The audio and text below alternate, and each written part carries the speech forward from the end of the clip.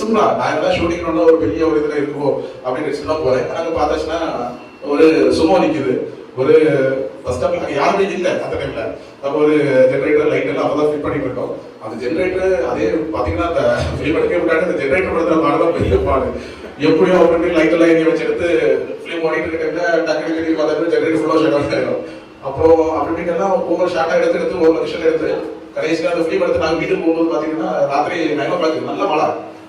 வீட்டுக்கு போகும்போது பாத்தீங்கன்னா காலைல ஒரு 7:30 கிட்ட ஆயிடுச்சு. சரி இருந்தாலும் எனக்கு ஒரு எந்த அளவு இருக்காங்க நமக்கு ஒரு அனுபவம் எதுவுமே இல்லை.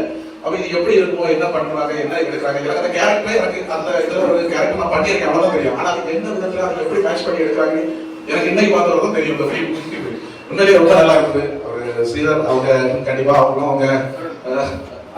அவங்க எல்லாமே டீம் நல்லா பண்ணிருக்கீங்க, நல்லா சூப்பரா பண்ணிருக்கீங்க.